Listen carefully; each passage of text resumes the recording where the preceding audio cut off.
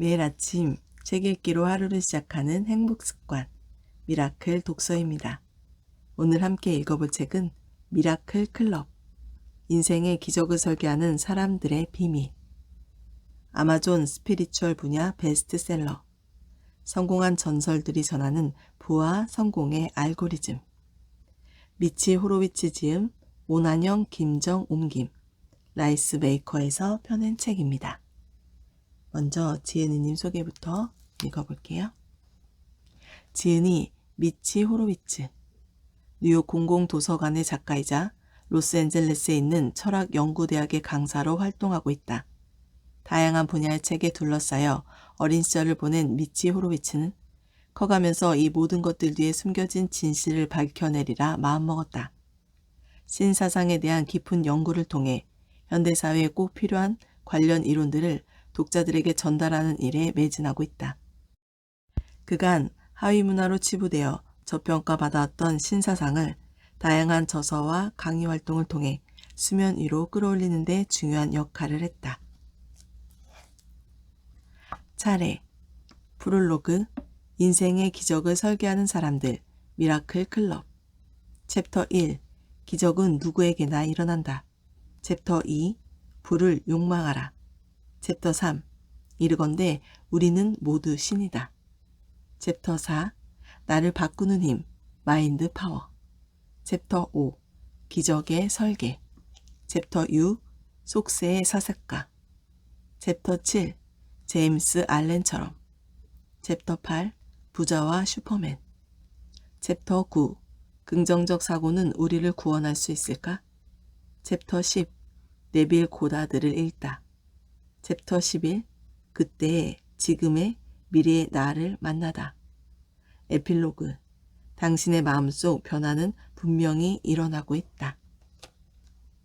차례는 이렇게 되어 있고요. 프롤로그부터 읽어보도록 하겠습니다. 프롤로그, 인생의 기적을 설계하는 사람들, 미라클 클럽. 그 어느 때보다 힘든 터널을 통과하고 있는 우리, 그리고 당신.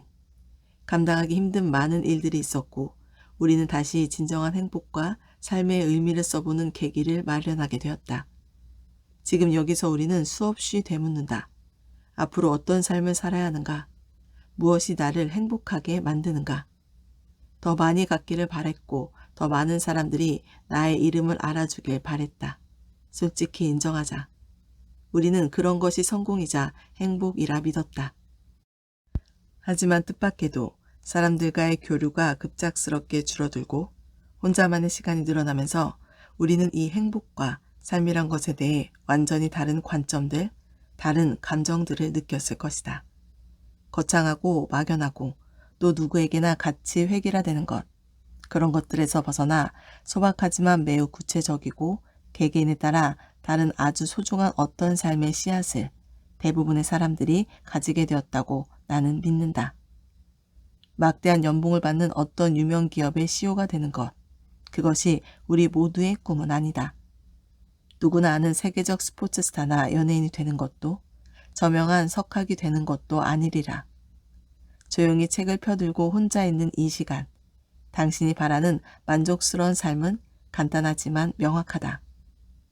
새해에 세워두었던, 아니면 지금 막 시작하게 되던 더 나은 자신을 위해 했던 약속들을 스스로 지키며 그 안에서 묵묵히 성장하는 삶일 것이다.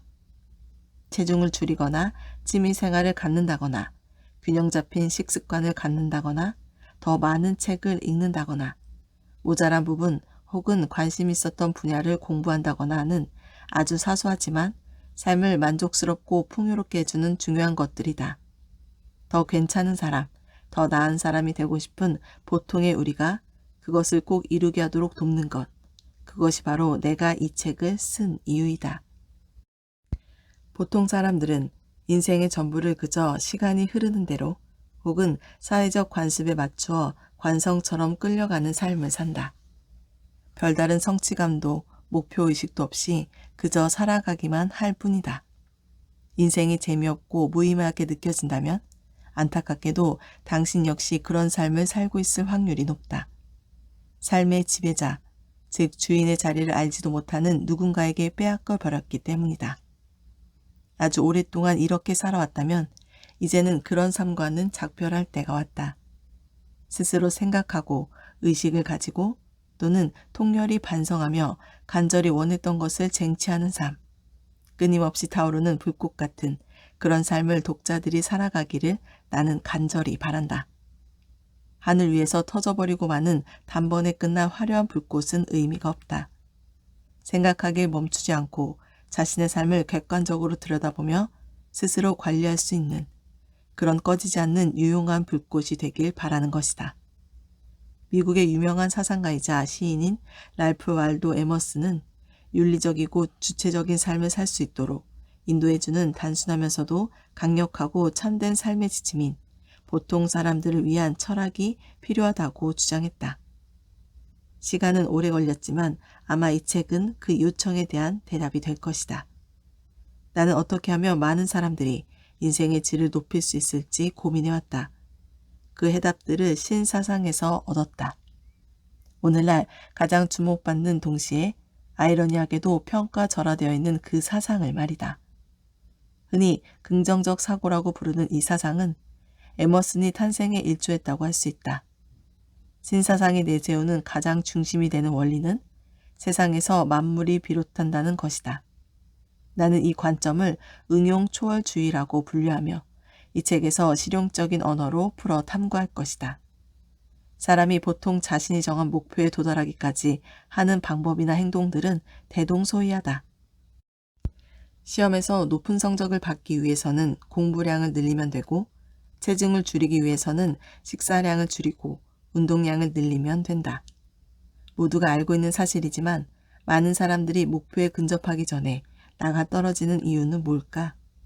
그것은 바로 마음가짐에 있다. 성공하고 싶어하는 마음은 같지만 지금 당장은 실행하고 싶지 않은 마음, 이 두 가지가 늘 팽팽하게 줄다리기를 하고 있기 때문이다. 안타깝게도 늘 후자가 힘이 더 센 듯하다. 하지만 늘 행하고 싶다는 마음이 생긴다면, 그 과정이 즐겁고 꼭 하고 싶은 마음이 든다면 결과는 어떻게 달라질까? 그런 작은 마음의 변화를 이루기까지를 나는 주목하고 이 책에서 상세히 다뤘다. 나를 쉽게 주저앉혀버리기도 하고 또 전력지주하게 만들기도 하는 나의 마음에 주목하기를 바란다.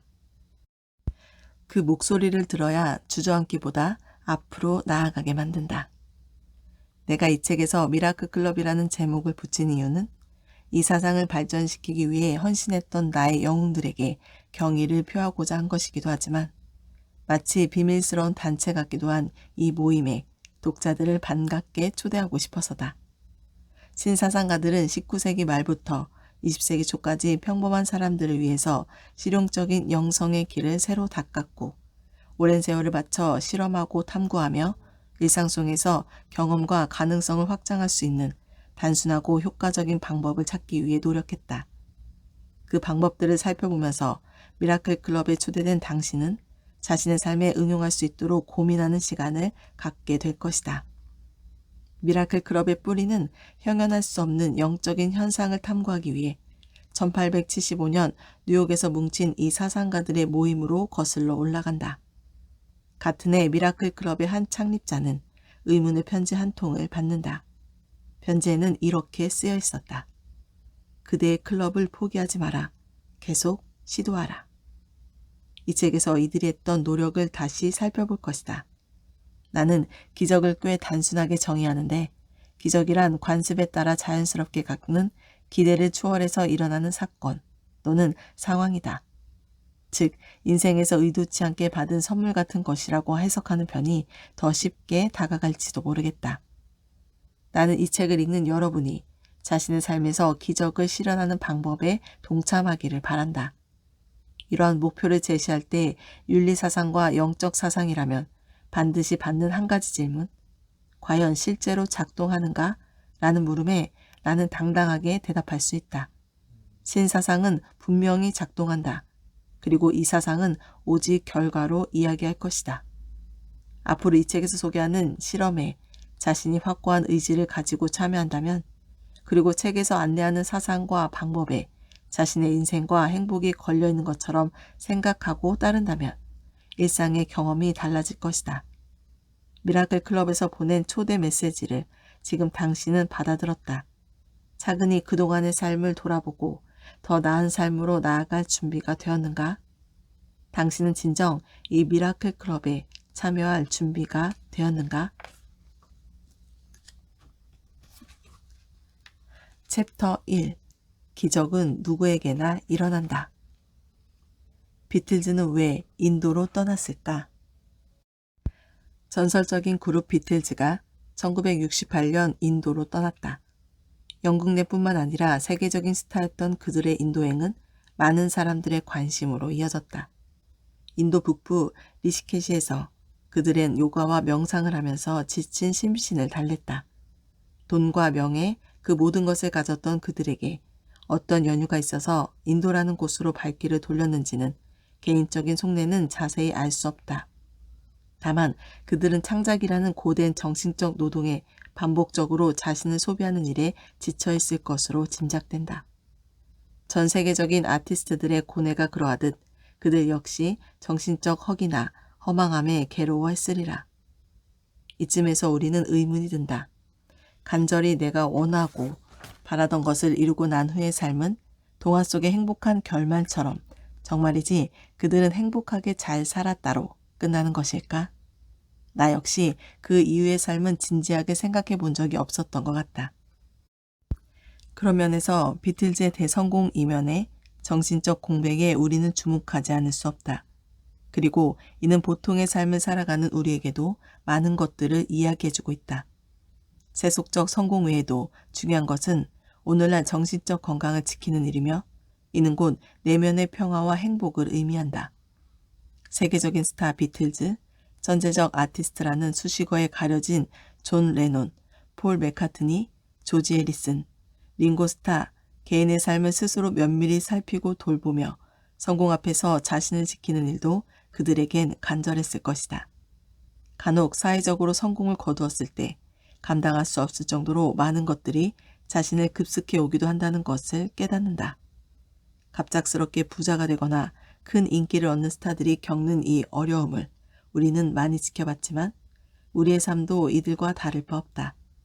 외부의 많은 조건들이 개인의 인생을 침범하고 잠시 한눈을 파는 사이 누군가에 의해 생을 잠식당하기도 한다. 세상은 하나의 무대며 인간은 배우 위에 지나지 않는다. 우리는 모두 맡은 배역에 맞게 살아가고 싸우고 투쟁한다. 생의 마지막 장에는 결국 망각만 남을 뿐이다. 셰익스피어. 지난 150년 동안 우리는 많은 변화를 겪었다. 다양한 정치 이데올로기가 흥망성쇠하고 의학이 발달하고 과학기술의 발전을 이루는 등 혁신적인 변화가 사회 곳곳에서 일어났지만 그럼에도 인간의 정체성을 형성하는 기본 감각은 위의 셰익스피어의 표현과 전혀 달라진 것이 없다. 가끔 살면서 크고 작은 삶의 변화를 일으키기도 하고 신이나 종교와 같은 고차원적인 존재로부터 통찰을 얻기도 하고 운이 좋다면 간절히 바라는 목적을 이루기도 한다. 때론 사랑하는 사람을 잃거나 배신을 당하거나 목적을 잃고 좌절하는 등 인생을 통째로 흔드는 비극을 겪기도 한다. 하지만 인생 전체를 놓고 보면 태어나서 크고 작은 일들에 도전하고 실패하거나 성공하면서 삶을 배우거나 혹은 절망한다. 그렇게 길고도 짧은 생을 마감하면서 우리는 익숙한 삶의 패턴을 가진다. 대부분의 사람들이 이 패턴을 벗어나지 않는다. 이러한 정형화된 삶의 틀에 도전장을 던진 현대 사상이 있다. 인간은 배후에 지나지 않는 존재가 아니라 자신의 인생을 결정하고 재구성할 수 있는 능동적인 존재라고 말한다. 이 사상이 제시하는 관점에서 바라볼 때 오늘날 사회, 기술, 과학의 발전은 그 자체적인 혁명이 아니라 변화를 간절히 바라는 인간의 염원이 재능과 능력의 성장을 이끌어냈으며 이것이 그 분야에 발현되어 일어난 혁신적인 변화라고 할 수 있다. 한마디로 요약하자면 생각에서 만물이 나온다는 것이다. 19세기 중반 미국 뉴 잉글랜드의 정신치유와 초월주의 전통에 뿌리를 두고 있는 이 사상은 신사상이라는 이름으로 세상에 알려졌다. 신사상은 많은 결점이 있지만 또 희망만을 맹목적으로 쫓는 도그마라는 비판을 받기도 하지만 나는 이 책을 통해 신사상의 본질은 여전히 강력한 힘을 가지며 여러분들이 직접 경험해 볼 수 있다는 것을 증명할 것이다. 다시 비틀즈로 돌아가 보자. 그들은 인도에 와서 정신적 수양을 하며 다시 음악 활동에 매진했다. 그간 소진했던 창작 에너지를 채웠고 실제로 인도행 이후 비틀즈의 대표곡들이 쏟아지던 시기이기도 했다. 문명과는 동떨어진 곳, 그래서 나를 충분히 돌아볼 수 있는 곳. 비틀즈의 여행 이후로 인도는 그렇게 많은 사람들에게 정신적 안식을 줄 수 있는 곳으로 각인되기 시작했다. 그저 세상이 시키는 배우로 살아가던 나에게서 벗어나 스스로 생각하고 깨우칠 수 있는 가르침을 줄 수 있는 곳으로 말이다. 신사상을 쫓을 수 있는 가장 적합한 수행지로 그렇게 인도는 매력적인 공간이 되었다. 생각이 사람을 만든다. 신사상에 대해서 조금 더 이야기해 보도록 하자. 안타깝게도 나는 기존의 신사상이 정체되었다고 생각한다. 1910년 철학자 윌리엄 제임스가 세상을 떠난 이후로 신사상은 더 이상 발전하지 못했다. 제임스는 생각이 사람을 만들어낸다는 당시로서 도발적이었던 이론을 진지하게 받아들였다. 오늘날 신사상은 긍정적 사고와 끌어당김의 법칙이라는 말로 유행하고 있는데 다소 진부하게 느껴질 정도다. 경험을 토대로 입증하려고 하지 않기 때문이다. 이러한 이유 때문에 신사상에 대한 비판도 생겨나는 것이다. 물론 그러한 비판이 모두 옳은 것은 아니다. 신사상을 비판하는 건 역시 경험적 증거를 토대로 비판을 해야 한다. 물론 신사상에 대해 극도로 반감을 가진 이들은 애초에 신사상 자체를 거부하기 때문에 이에 대한 논리적이고 합리적인 검증을 해볼 시도조차 하지 않는다.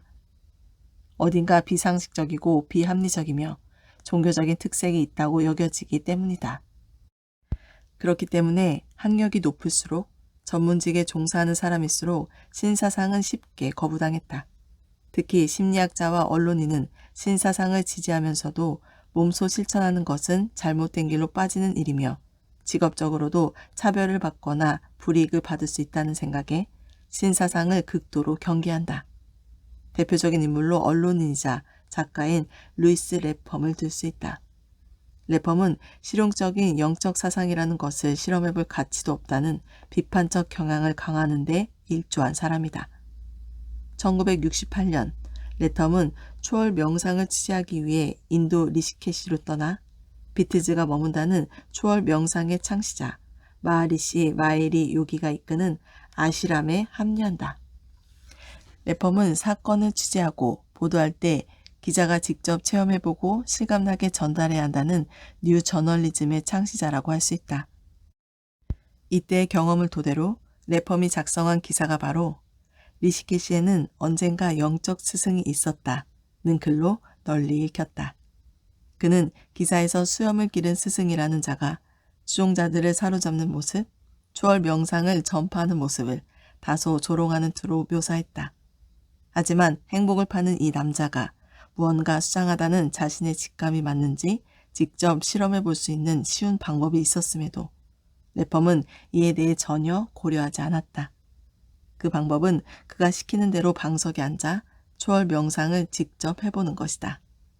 초월 명상을 할 때 외우는 만트라는 미국에서도 운전면허만큼이나 쉽게 구할 수 있는 것일 뿐만 아니라 래펌이 머문 그곳에서는 훨씬 쉽게 얻을 수 있었다.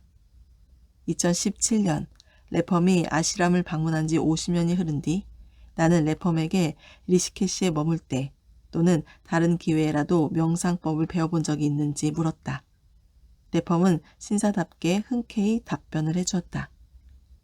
나는 리시케시에 있을 때도 초월 명상을 연습하지 않았습니다.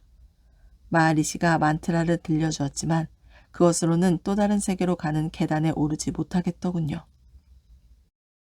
래펌은 처음부터 자신의 가치관과 당대 시각으로는 어딘가 맞지 않는 이 모든 영적인 행동과 생각들에 비판적이기만 했을 뿐이라는 것을 알 수 있었다. 소설가이자 기자인 톰 울프 역시 영성에 대한 관심이 대중들 사이에서 유행한다는 보도를 했으나 래펌이 그러했듯 깊숙이 개입하지 않고 관망하는 태도만 보였을 뿐이다.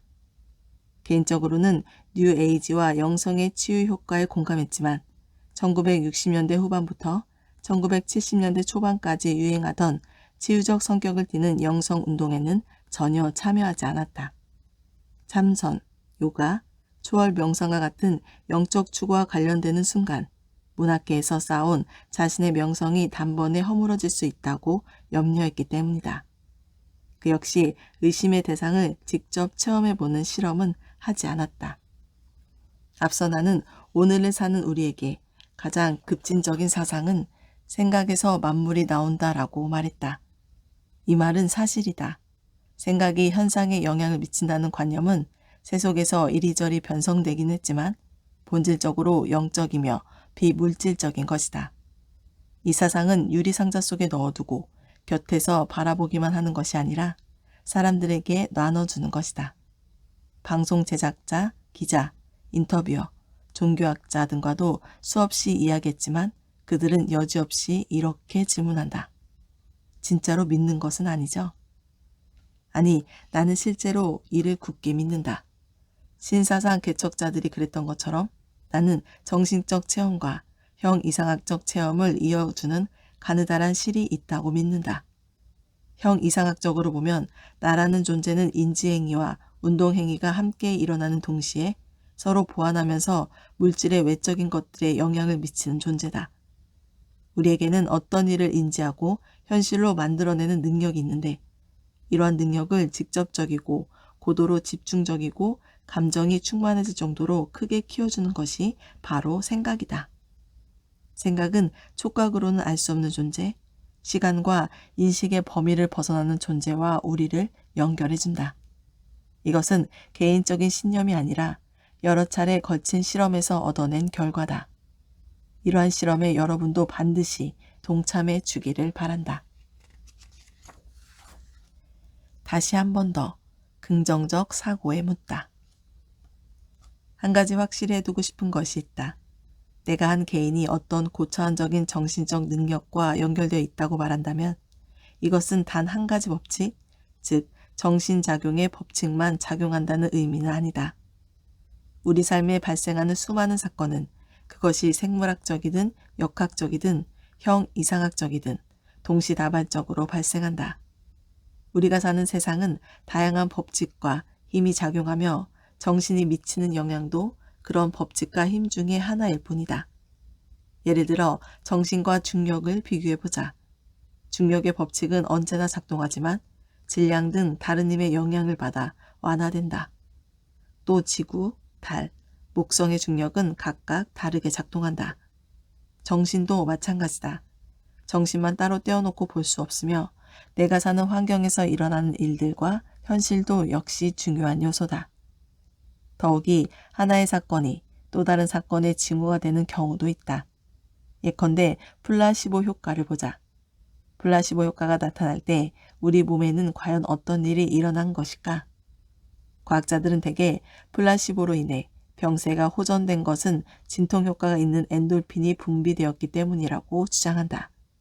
하지만 신체적인 진통은 여전히 그대로인데 희망적인 기대만으로도 호전되는 반응이 나타날 때도 많다. 항체 생산, 병원체 감소, 면역력 강화, 염증 감소 등 구체적인 수치로 나타나는 경우도 있다.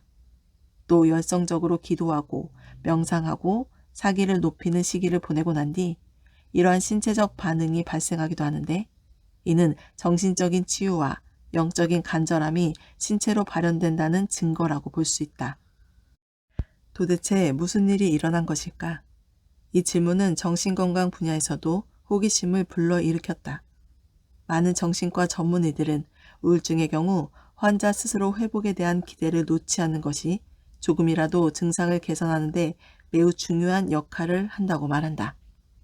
실제로 우울증 환자가 정기 경영요법이나 입원치료 등 적극적으로 치료를 받겠다고 약속하고 난 뒤 심리적, 정신적으로 회복하기 시작하는 모습을 본 적이 있다.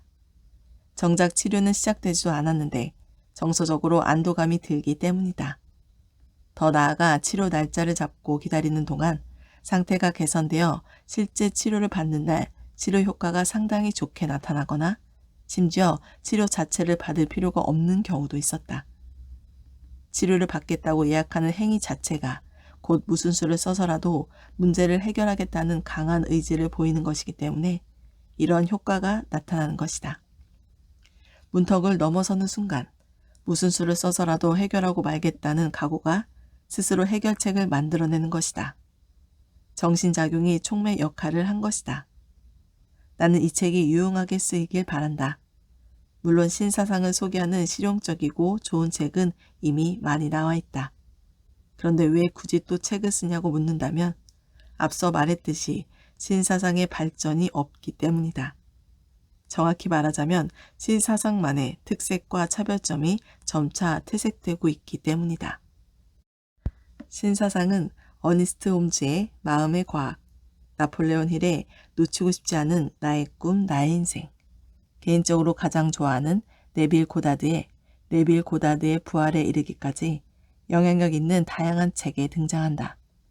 최근에는 디펙 초프라와 그렉 브레이든의 책처럼 신사상을 양자이론에 대입하여 설명하는 책들도 나왔다. 하지만 그 어떠한 책들도 가장 중요한 질문, 하지만 대답하기 까다로운 질문에 대해서는 회피하기만 했다. 재난은 왜 계속되는가? 신체 기능이 약화되는 것은 왜 피할 수 없는가?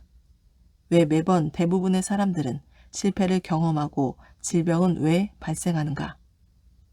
무엇보다도 신사상은 고난의 신학을 발전시키지 못했다.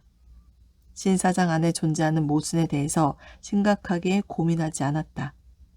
신사상 세계관에 맞지 않는 예외적인 현상들에 대해서는 업보 탓으로 돌리거나 1000년도 전에 나온 어떤 생각에 오늘날 누군가 영향을 받았을 수도 있다고 막연하게 둘러대기만 했을 뿐이다. 이러한 태도는 신사상이 거부하고자 하는 바로 그 인생의 무자기성을 스스로 인정하는 것이다. 몇몇 열렬한 신사상 지지자들은 피해자를 탓하는 카드를 만지작거리기도 하고 긍정적으로 생각하고 기도한다고 해서 무조건 잘 된다는 뜻은 아니었다고 은근히 발을 빼거나 또는 대놓고 주장하기도 한다. 신사상을 지지하는 사람들 입장에서는 모른 척 넘기고 싶은 수준 낮은 모습이지만 나는 무수히 이러한 일들을 목격했다. 신사상 문화는 현대 생활에 광범위하게 영향을 미침에도 순진하고 유치하게 볼 수 있다는 것도 언급해야 할 것이다. 실제로 신사상을 설파하는 교회 목사의 설교를 듣고 있다 보면 팀의 사기를 북돋는 연설과 어린이의 생일 파티 사이 어디쯤 있는 듯한 느낌이 든다. 신도 여러분, 가장 신나는 일 아닙니까? 비관주의자들이 입에 달고 사는 안 된다는 말은 과감히 걷어차버려야 합니다. 이러한 목사의 설교는 가볍기 그지없지만 또 빠르게 가슴에 와닿는다. 하비 비숍과 데이비드 스팽글러 같이 진지한 신사상 작가들도 있지만 이런 사람들을 제외하면 대부분 역사적으로 몰지각하고 사회적으로 무지한 논조를 내뱉으며 정치, 종교, 사회사를 의도적으로 폄훼하는 일이 많다. 이 분야에서 오랫동안 출판인이자 작가로 활동해온 나는 이런 질문을 종종 받는다. 신사상이나 영성 분야에서 현재 유망주라고 생각하는 작가나 책이 있습니까? 나는 찾기 힘들다라고 대답한다.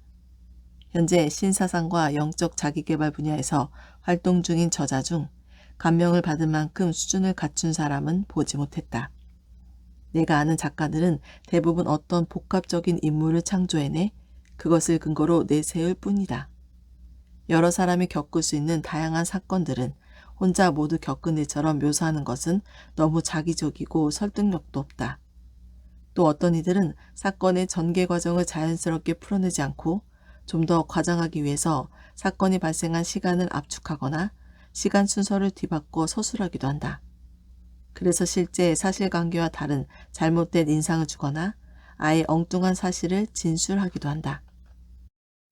어떤 중독자가 회복했다는 이야기를 하면서 나중에 재발한 사람이 한 명도 없다는 듯 이야기하는 것도 그러한 예라고 할 수 있다.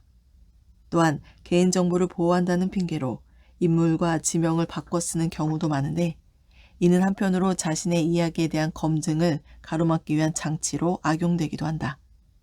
이러한 서술 방식이 사람들 사이에 익숙해진 계기는 1977년 스코터로가 자신의 경험을 토대로 쓴 작품 하버드 로스쿨이라고 할 수 있다. 법정 소설의 대가로 불리는 스코터로가 실제로 하버드 로스쿨에서 겪었던 치열한 기록을 남긴 책으로 아직까지 많은 사람들에게 사랑받고 있다.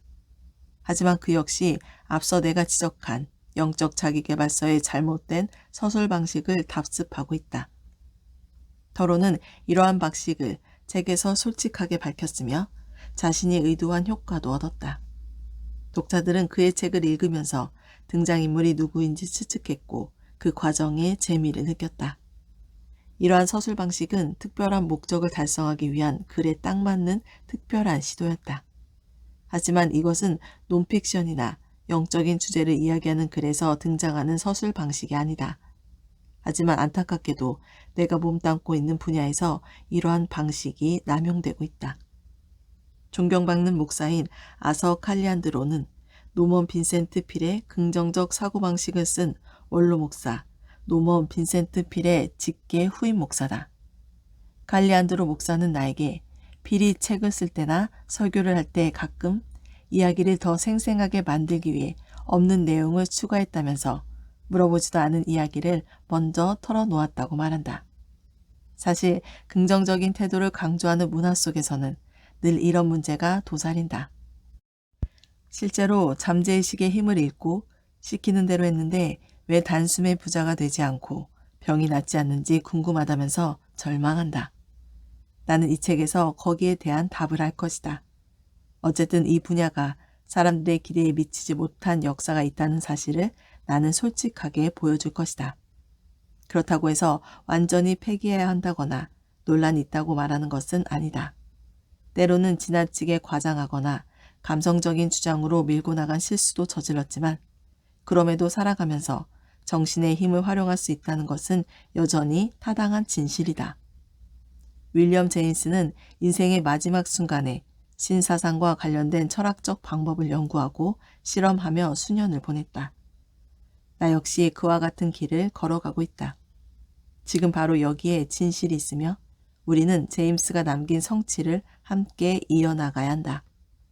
여기서부터 우리는 새롭게 탐사를 시작해 나갈 것이다.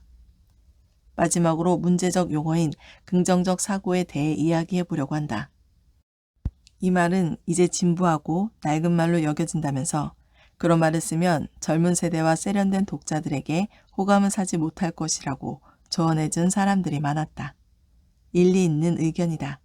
하지만 긍정적 사고라는 말은 1952년 노먼 빈센트 필 목사가 책 제목으로 사용한 뒤 대중의 마음속에 완전히 각인되어 있는 것은 물론 이 문구를 듣는 순간부터 그 의미를 떠올릴 수 있게 한다. 이 표현이 얼마나 진부하냐를 떠나 이처럼 단순하고도 명료한 말을 굳이 다른 표현으로 바꿀 필요성을 나는 느끼지 못했다. 긍정적인 사고가 과거의 캐캐묵은 사상이기는커녕 지금도 가장 급진적이고 유용한 사상이라는 것을 앞으로 입증해 나갈 것이다. 그 과정을 당신과 함께 하려 한다. 오늘 미라클 독서는 여기까지 읽도록 하겠습니다. 오늘도 감사합니다.